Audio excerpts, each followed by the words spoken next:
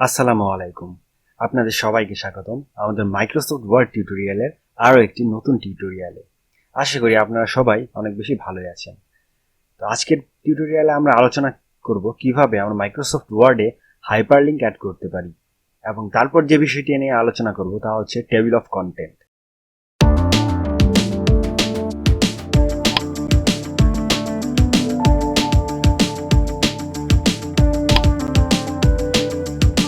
আসলে হাইপারলিংকের কাজ কি, বা হাইপারলিংক আমাদের কি কি উপকারে আসতে পারে। হাইপারলিংক যদি আমরা অ্যাড করি, সেখানে একটা ক্লিকের মাধ্যমে আমরা নতুন একটা লিঙ্কে প্রবেশ করতে পারবো, নতুন একটা ওয়েবসাইটে চলে যেতে পারবো, নতুন একটা ফাইল ফোল্ডার ওপেন করতে পারবো, নতুন একটা ইমেজ অ্যাড করতে পারবো। নতুন একটা ইমেজে দেখা যাবে, একটা ইমেজে আমি যদি একটা লিঙ্কে ক্লিক করি বা একটা ওয়ার্ডে ক্লিক করি, আমাদের নতুন একটা ইমেজ ওপেন হয়ে গেছে। অথবা আমরা ইমেজেও কিন্তু হাইপারলিংকটা ব্যবহার করতে পারি। তো চলুন কিভাবে আমরা ব্যবহার করব সেটা দেখি। তো এটা দেখানোর জন্য চলুন আমরা চলে যাই আমাদের চ্যানেলে। আমরা চ্যানেল থেকে আমাদের চ্যানেলের লিঙ্কটা কপি করে নিয়ে আসি। আমরা চ্যানেলের লিঙ্কটা কপি করলাম, কপি করে দেন ডকুমেন্টে চলে যাব। ডকুমেন্টে দেখুন আমি একটা জায়গায় চ্যানেল লিখে রেখেছি, এর পাশে আমি আমাদের লিঙ্কটা পেস্ট করে দেব। লিঙ্ক পেস্ট করার পর দেখুন এখানে কোনো, এটাকে যদি আমরা ক্লিক করি কোথাও যাইতে পারতেছি না বা কোনোভাবে যাওয়ার কোনো সুযোগ নেই। তো আমি এই লিঙ্কটাকে সিলেক্ট করব। সিলেক্ট করার পর রাইট ক্লিক করে দেখুন এখানে অপশন আছে লিঙ্ক, আমি এই লিঙ্কে ক্লিক করে দেবো, দেন ওকে করে দেবো। দেখুন লিঙ্কে ক্লিক করার পর এটা অনেকটা একটা কালার এসে পড়েছে এখানে।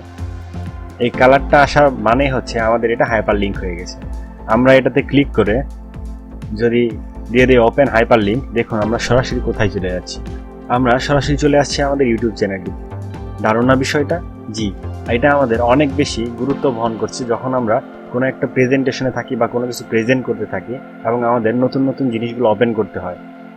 তো দেখুন আমরা এই লিঙ্কটা কেটে দিচ্ছি। এই জিনিসটা আমরা আরও একভাবে ব্যবহার করতে পারি। কিভাবে? এখানে ধরুন আমার চ্যানেলটা আছে, চ্যানেলে কলনটা যদি আমি কেটে দিই, কেটে দিয়ে এটাকে আমি সিলেক্ট করি। সিলেক্ট করার পর রাইট ক্লিক করে এখানে লিঙ্ক করাই। লিঙ্ক করিয়ে এখানে অ্যাড্রেসে যদি আমি আমাদের লিঙ্কটা পেস্ট করে দিই, পেস্ট করে ওকে করে দিলাম, দেখুন এটাও কিন্তু একটা হাইপার লিঙ্ক হয়ে গেছে। জাস্ট এখানে ক্লিক করে ওপেন হাইপার লিঙ্কে যদি আমরা ক্লিক করি, আমরা আবারও চলে যাব আমাদের ইউটিউব চ্যানেলটিতে। দেখুন লোড নিচ্ছে, লোড নেওয়ার পর আমরা সরাসরি কোথায় চলে যাব? ইউটিউব চ্যানেলটিতে। এই বিষয়টি কিন্তু অনেক স্মার্ট এবং আমাদের কাজগুলোকে অনেক বেশি সৌন্দর্যমণ্ডিত করে। তো এই হাইপার লিঙ্ক আমরা কিভাবে একটা ইমেজে অ্যাড করব সেই বিষয়টি দেখুন। তো আমরা এখানে আমাদের এই ইমেজটা হচ্ছে আমাদের ইউটিউব চ্যানেলের প্রোফাইল পিকচার। তো এটাতে আমরা আমাদের হাইপার লিঙ্ক যোগ করব। এখানে আমরা রাইট ক্লিক করব, ক্লিক করে এখানে লিঙ্ক যে অপশনটা লিঙ্ক করে দেব। লিঙ্ক করে দিয়ে অ্যাড্রেসে আমরা আমাদের লিঙ্কটা পেস্ট করে দেব। পেস্ট করে দেওয়ার পর দেখুন এটাতে কিন্তু আমাদের হাইপার লিঙ্ক অ্যাড হয়ে গেছে। আমরা এখানে জাস্ট রাইট ক্লিক করে যদি ওপেন লিঙ্কে যাই, তাহলে দেখুন আমাদের কি দেখাচ্ছে। সরাসরি আমরা চলে যাচ্ছি আমাদের ইউটিউব চ্যানেলটিতে। তো বিষয়টা অনেক বেশি দারুণ, কারণ আমরা সরাসরি ইমেজের সাথে বিষয়টা লিঙ্ক করিয়ে দিতে পারতেছি। তো এই বিষয়গুলো ব্যবহার করে আমরা অনেক দারুণভাবে এই হাইপার লিঙ্কগুলো ব্যবহার করতে পারি। শুধু তাই নয়, আমরা কিন্তু এই হাইপার লিঙ্কগুলো একটা ফোল্ডারেও অ্যাড করতে পারি। ফর এক্সাম্পল আমি এখানে দিয়ে দিলাম হোয়াট ইজ হাইপার লিঙ্ক। এটাতে ক্লিক করে আমি লিঙ্ক অপশনে গেলাম। লিঙ্ক অপশনে গিয়ে আমি যদি এখানে আমাদের যে কোনো একটা ফাইলে এটা অ্যাড করে দেই, যেমন রিসেন্ট ফাইলের মধ্যে আছে আমাদের লাইক ডাউনলোড অপশনে আমাদের একটা ইমেজকে আমরা লিঙ্ক করাই দিলাম। তো এখানে যদি আমরা ক্লিক করে ওপেন হাইপার লিঙ্ক করি, দেখুন কি ওপেন হচ্ছে। সরাসরি আমাদের ইউটিউবের প্রোফাইল পিকচারটি ওপেন হয়ে যাচ্ছে।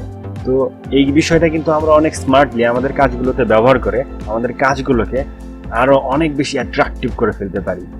তো আমি আশা করতেছি আপনারা হাইপার লিঙ্কটি অনেক ভালোভাবে বুঝতে পেরেছেন এবং আপনারা পরবর্তীতে এই বিষয়টি যারা ব্যবহার করেননি ব্যবহার করবেন এবং কাজগুলোকে অনেক বেশি সৌন্দর্যময় করবেন। তো আজকে হাইপার লিঙ্কের বিষয়টা এ পর্যন্তই। আমরা নেক্সট যে বিষয়টা নিয়ে আলোচনা করব তা হচ্ছে table of content. Table of content add করতে গেলে আমাদের প্রথমে আমাদের হেডিংগুলোকে আমাদের সিলেক্ট করে দিতে হবে, যাতে আমাদের মাইক্রোসফট ওয়ার্ড হেডিংগুলো থেকে চিনতে পারে। তো চলুন দেখে নেওয়া যাক হেডিং কীভাবে অ্যাড করা যায়। তো হেডিং অ্যাড করার জন্য প্রথমে আমরা আমাদের এই হেডলাইনগুলোকে হেডিংয়ের যে কোনো একটা স্টাইল সিলেক্ট করে নেব। এখান থেকে আপনারা যে কোনো একটা স্টাইল সিলেক্ট করে নিতে পারেন।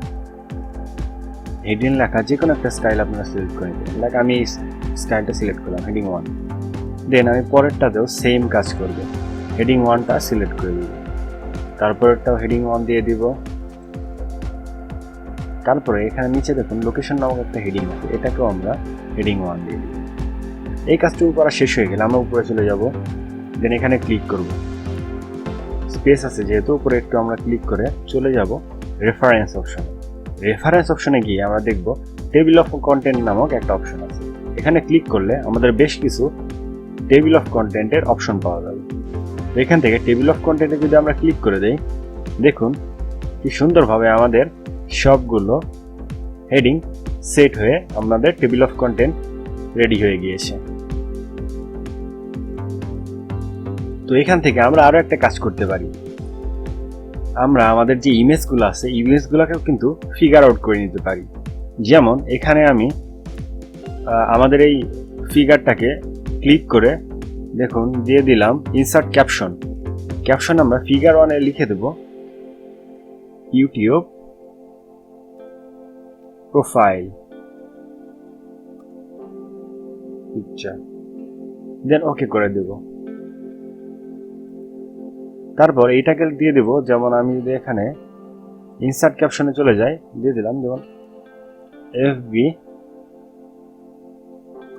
Group cover photo,